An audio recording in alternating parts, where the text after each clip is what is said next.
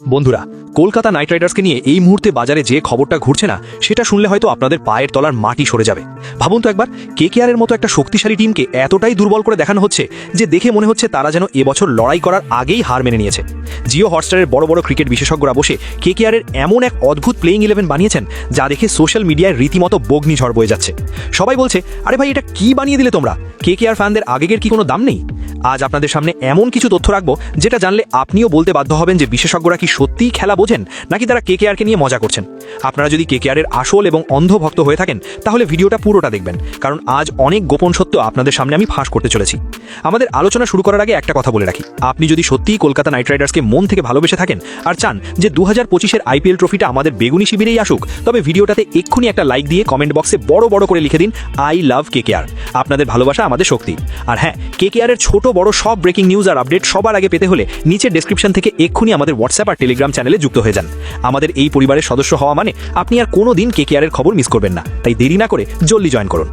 এবার আসি আসল সেই ববন্ডারে যেটা এই মুহূর্তে কেকেআর ক্যাম্পকে নাড়িয়ে দিয়েছে। জিও হটস্টার যে প্লেইং 11টা দেখিয়েছে সেখানে ওপেনার হিসাবে টিম শেফার্ড আর ফিন অ্যালেনকে রাখা হয়েছে। দেখুন, এই সিদ্ধান্তটা শুনতে বা দেখতে ভালো লাগলেও আসলে কি এটা যুক্তিসঙ্গত? আমরা সবাই জানি ফিন অ্যালেন আর টিম শেফার্ড দুজনেই বিধ্বংসী ব্যাটসম্যান। তাদের ওপেনিংয়ে নামানো মানে কেকেআর শুরু থেকেই ঝড়ের গতিতে রান তুলবে। এই সিদ্ধান্তটা অনেক ফ্যানই মেনে নিতে পারেন, কিন্তু গোলমালটা শুরু হচ্ছে এরপর থেকেই। 3 নম্বরে তারা রেখেছেন আজিঙ্কা রাহানেকে। রাহানে অভিজ্ঞ প্লেয়ার, তাতে কোনো সন্দেহ নেই, কিন্তু 2025-এর এই টি-20 ক্রিকেটে তাকে কি সত্যিই 3 নম্বরে দরকার? তারপরেই 4 নম্বরে রাখা হয়েছে ক্যামেরন গ্রিনকে। আর এখানেই আমার সবথেকে বড় প্রশ্ন, ক্যামেরন গ্রিনের পারফরমেন্স নিয়ে চারদিকে এত কথা হচ্ছে, তবুও তাকে কেন এত উপরে রাখা হলো? যেখানে আমাদের কাছে রাচিন রবীন্দ্রের মতো একজন ইনফর্ম অলরাউন্ডার আছে যে কিনা ব্যাটে বলে জাদু দেখাতে পারে, তাকে কেন বাইরে বসিয়ে রাখা হচ্ছে? রাচিনকে বাইরে রাখা মানে তো কেকেআরের একটা হাতের জোর কমিয়ে দেওয়া। সব থেকে অবাক করা বিষয় হলো আমাদের ইয়াং সেন্সেশন অঙ্কৃশ রঘুবংশীকে নিয়ে। রঘুবংশী সবসময় টপ অর্ডারে ব্যাট করে নিজের জাত চিনিয়েছেন, তাকে এই বিশেষজ্ঞরা নামিয়ে নিয়েছেন 6 নম্বরে। ভাবুন একবার, যে ছেলেটা ওপরে নেমে ম্যাচ সেট করে দিতে পারে তাকে ডেথ ওভারের জন্য রেখে দেওয়া কতটা বোকামি। এটা তো ঠিক সেই রকম হলো যে আপনি আপনার সেরা তলোয়ারটা যুদ্ধ শেষ হওয়ার সময় বের করছেন। 5 নম্বরে রিঙ্কু সিং তো ঠিক আছে, কিন্তু রঘুবংশীকে অত নিচে নামানো কোনোভাবেই মেনে নেওয়া যাচ্ছে না। আমার মনে হয় গ্রিনের জায়গায় যদি রাচিনকে নেওয়া হতো আর রঘুবংশীকে ওপরে খেলানো হতো তবে টিমটা অনেক বেশি ব্যালেন্সড হতো। 7 নম্বরে রমনদীপ সিংকে রাখা হয়েছে। রমনদীপ ভালো ফিনিশার, কিন্তু তাকে দলে রাখলে একটা সমস্যা থেকে যায়, তিনি বল হাতে খুব একটা অবদান রাখতে পারেন না। অন্যদিকে আমাদের কাছে অনুকূল রয় আছেন, যিনি ঘরোয়া ক্রিকেটে এখন আগুনের মতো ফর্মে আছেন। অনুকূল রয় বোলিং আর ব্যাটিং দুটো বিভাগেই সমান দক্ষ। রমনদীপের জায়গায় কি অনুকূলকে সুযোগ দেওয়া যেত না? অন্তত ফিল্ডিং আর স্পিন বোলিংয়ের গভীরতা তো বাড়ত। 8 নম্বরে রাখা হয়েছে সুনীল নারিনকে। বহু বছর ধরে নারিনকে আমরা ওপেনিংয়ে ঝড় তুলতে দেখেছি। বিশেষজ্ঞরা তাকে 8 নম্বরে নামিয়ে দিয়ে ওপেনিং জুটি ভেঙে দিয়েছেন।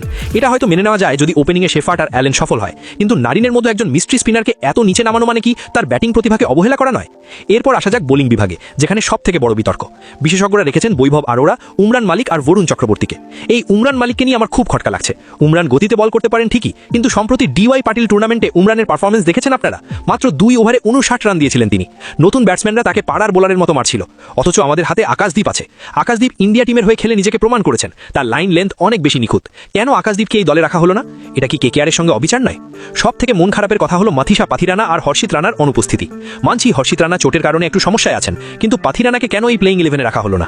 তার মতো ডেথ ওভার স্পেশালিস্ট বোলার ছাড়া কি আইপিএল জেতা সম্ভব? আর আমাদের রভম্যান পাওয়েল কোথায়? টি-20 বিশ্বকাপে ওয়েস্ট ইন্ডিজকে সামনে থেকে নেতৃত্ব দিয়েছেন পাওয়েল, একের পর এক ছক্কা হাঁকিয়ে ম্যাচ শেষ করেছেন। সেই পাওয়েলকে কি শুধুই ডাগআউটে বসিয়ে রাখার জন্যই টিম কিনেছে? বিশেষজ্ঞদের এই প্লেইং 11 দেখলে মনে হয় যেন তারা কেকেআরের ড্রেসিং রুমেরই খবর রাখেন না। ক্যামেরন গ্রিনকে 4 নম্বরে রাখা আর রাচিন রবীন্দ্র বা পাওয়েলের মতো ম্যাচ উইনারদের বসিয়ে রাখা মানে বিপক্ষকে বিনা যুদ্ধে জমি ছেড়ে দেওয়া। এই টিম নিয়ে যদি কেকেআর মাঠে নামে তবে লড়াই করা অনেক কঠিন হয়ে যাবে। আমাদের দরকার আকাশদীপের মতো নির্ভরযোগ্য বোলার আর রাচিন রবীন্দ্রের মতো বুদ্ধিমান অলরাউন্ডার। বন্ধুরা, আমি তো আমার মতামত দিলাম যে এই বিশেষজ্ঞ প্লেইং 11-এ কোথায় কোথায় খামতি আছে। এখন আপনারা বলুন তো, আপনাদের হিসাবে কেকেআরের সেরা প্লেইং 11 কি হওয়া উচিত? আপনারা কি ক্যামেরন গ্রিনকে দেখতে চান নাকি রাচিন রবীন্দ্রকে?